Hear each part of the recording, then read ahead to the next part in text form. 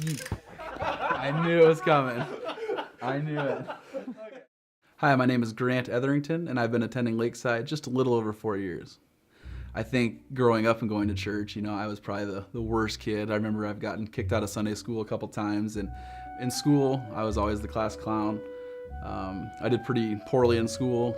I did basically the minimal work to get by, and when I got to college, that was pretty much my first taste of alcohol. From that first drop to the next 6 years, that had a huge impact on my life. That was basically all I did. When you leave your parents' house and you're finally on your own, that was a rude awakening for me. I had my own money. Most people are smart and get food and books and stuff like that.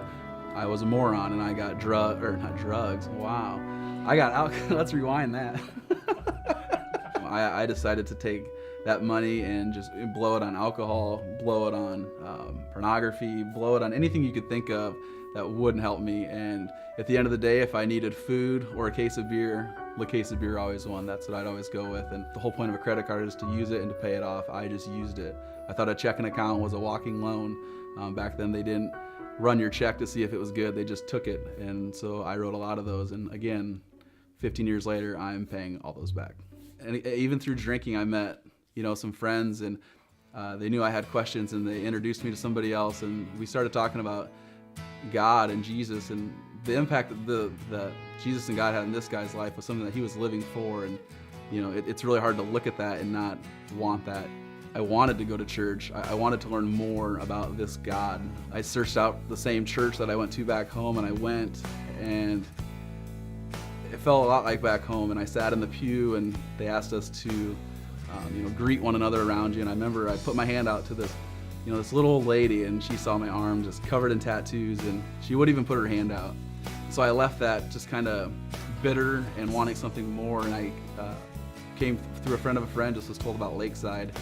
And I remember calling Dave, the pastor, and just asking if I could come to his church. And of course, the pastor just laughs, and he's like, well, of course you can come. And I said, well, I have a couple tattoos. And he's like, we don't care about that here. And I said, well, I have a lot of tattoos. I have a whole armful. And I just remember that it didn't bother him a bit. They just brought me in like a family. And I remember, Nate and Emmer's up there singing, and I don't remember the lyrics, but I just remember bawling. I couldn't even read them. And to be 6'2", covered in tattoos, you're this big tough guy. When you're just weeping, it's just a feeling I'd never had before. And I just knew in my heart that was a God thing. And I just remember hearing the gospel and just knew I had to ask Jesus for forgiveness. I wanted to.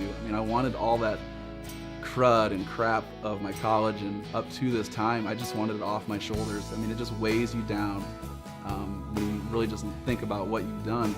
And so asking Jesus for forgiveness that night was just awesome. It was instantly I just felt this burden just lifted off my shoulders, and knew that this wasn't a one-time deal. I knew this was something I wanted to seek, study, and just long for. In a sense, it wasn't what I thought it was going to be. Being a Christian is really, really, really hard. And you realize all the sin that you do have in your life. And for me, the biggest sin I think that I still struggle with today would be purity. Just lusting, just looking. There's so many things in that, area that you don't even care about before.